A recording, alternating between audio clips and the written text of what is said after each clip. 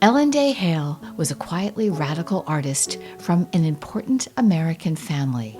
She played a critical role in founding the Cape Ann Art Colony. This is the story of her self-portrait. Inside Boston's Museum of Fine Arts is a modest room in the American collection listed as Gallery 223. In it are 16 works by artists defined as the Boston School, a group working in the late 19th and 20th centuries who favored Vermeer-like light and Impressionism. The subjects of most pieces in Gallery 223 are still lives and attractive women doing quiet things, sharing thoughts on a new necklace, assuaging hurt feelings, in reverie. But beyond the creamy nude and marble nymph is a work with a different energy, a self-portrait by artist Ellen Day Hale, created for submission to the Paris Salon of 1885. Hale had been studying painting for over 10 years by then, including with the revered Boston instructor William Morris Hunt. She had painted her first female nude at the Pennsylvania Academy of Fine Arts, and she had left her Boston home for Europe to study in the atelier of Carolus Duran, who was John Singer Sargent's beloved mentor. Sargent painted this portrait of his teacher 2 years before Hale arrived. Hale studied briefly at the Royal Academy of Art in London and finally at the Académie Julienne.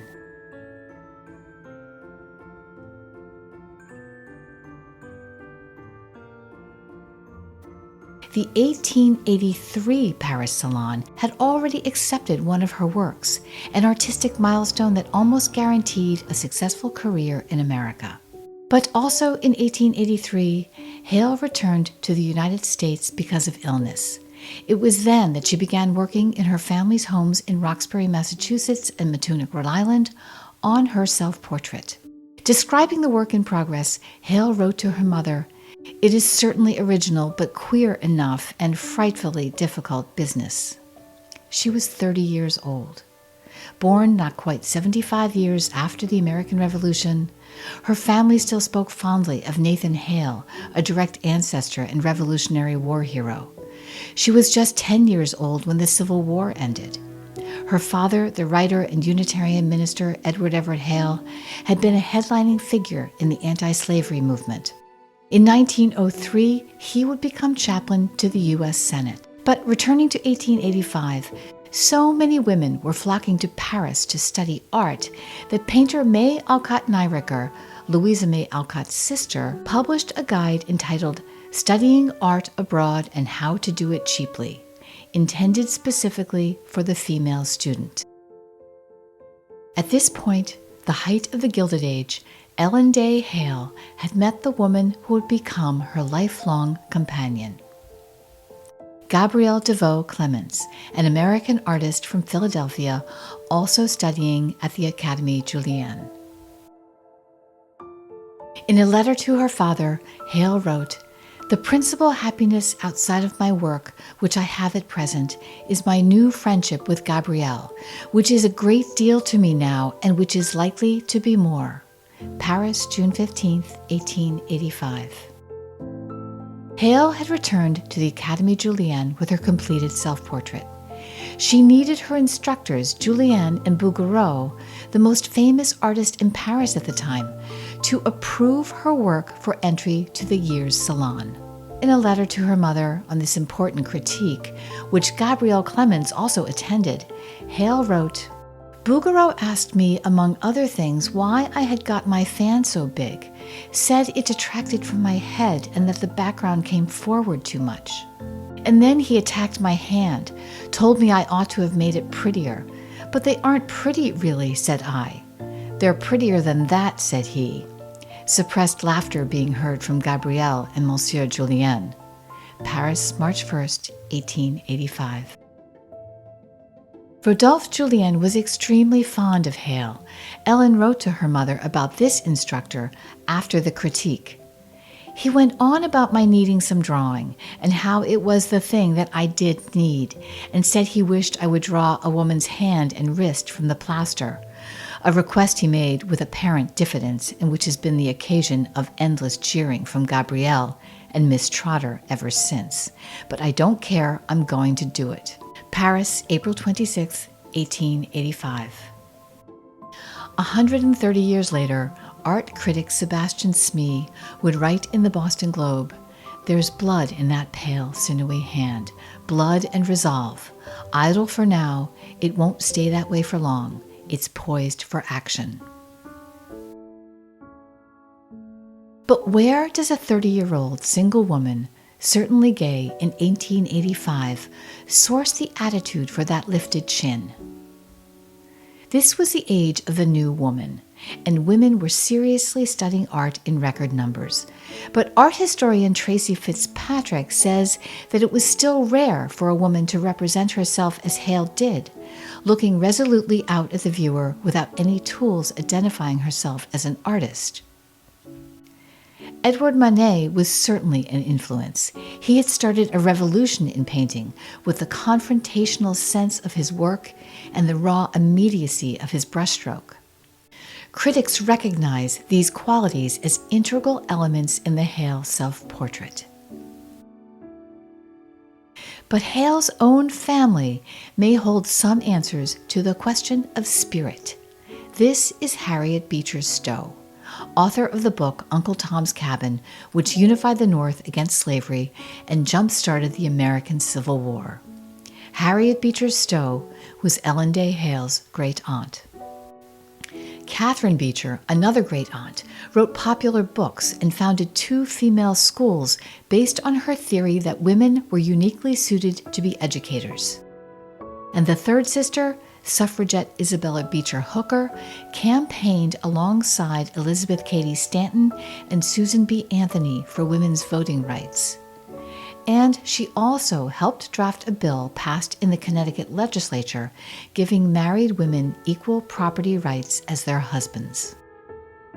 Of the 4 Beecher sisters, only Ellen's grandmother, Mary Beecher Perkins, was not an activist. They all lived well into Ellen Day Hale's midlife and were certainly models of courage and principle for her. Ellen's own letters and family stories describe an intensely hard-working woman whose very bones seem stitched together with kindness and modesty. She was the eldest child and only daughter of that famous minister and his wife, Emily Perkins Hale. Many brothers came after her. 8 altogether. Her parents adored her, and her father was a great defender of the arts. He supported Ellen financially and wholeheartedly, but there was also an expectation that she, as the eldest and only daughter, would always be there for her family. Another famous relative, Ellen Day Hale's first cousin, was Charlotte Perkins Gilman, author of The Yellow Wallpaper, which is regarded as an important work of feminist literature. Perkins framed the essential generosity Hale extended to her family in this letter. "My very dear cousin, there was so much to say of my lovely memories of you when I was 15, 16, 17. You were so kind, and you were so heavenly kind to all the brothers. I remember you reading Lane's Arabian Nights to that blessed little Robbie. You certainly raised a family and took care of mother and father and everyone else within reach." Even Hale's early instructor, William Morris Hunt, noted her sense of duty and encouraged her to have more of the happiness that belongs to youth. The charged gaze in Hale's self-portrait is this painting's power. But that resolute boldness does not align with the sense of responsibility we hear in Ellen's many letters. Working on her self-portrait in Matunic, Hale worried that she was not in Roxbury with her mother and the boys. "I feel very mean," she said, "to stay away so long, but I can't bear to leave such a piece of work undone." Matunic, Rhode Island, September 21, 1884. Recorded in a letter from Paris, she told Julienne, "Now I have only to think of caring for myself, but in a few years I shall have to think of doing something for the family." Paris, April 26, 1885. And yet, one detail in one letter may help explain that edge of defiance in the lift of her self-portrait chin. Recovered from her 1883 illness and back in Paris, Ellen reported to her mother, "I am very well indeed and looking well. Mrs. Green says remarkably so. Anyhow, I have plenty of color and am not yellow with a red note as of old. My hair is growing finely and I am wearing it atop my head, a la Française, and it's all my own, too."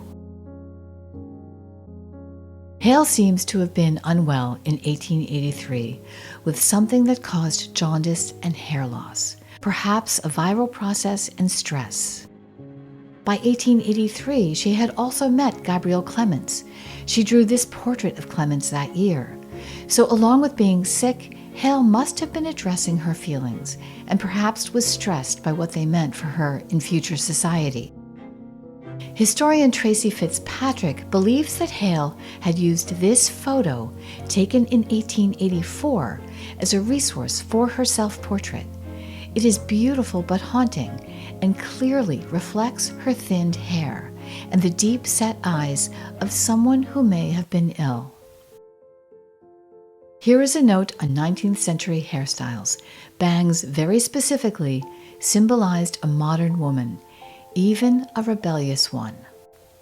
Given the reference in her 1884 letter to being proud that she now has her own hair, Hale probably posed for her portrait, in which she sports a healthy shock of bangs in a wig, which perhaps provided her with the courage to try on the happiness that belongs to youth, as William Morris Hunt had said, to channel those great aunts, to rebel.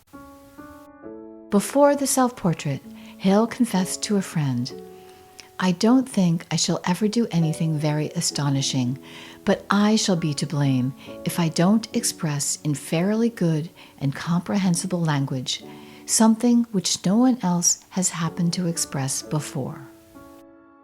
The unique energy in the corner of Gallery 223 at the Museum of Fine Arts testifies to her success.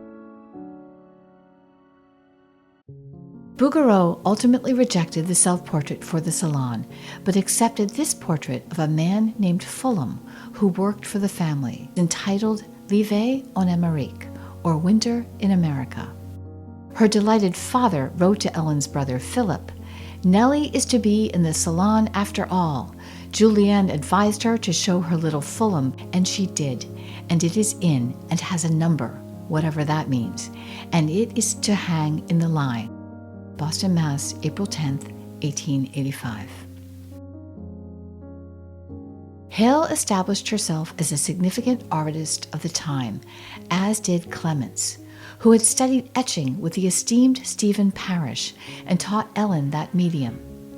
Both women showed brilliance in the etching realm, but Hale also gravitated to Impressionism, even painting in Giverny with her brother, Philip, who was also an artist.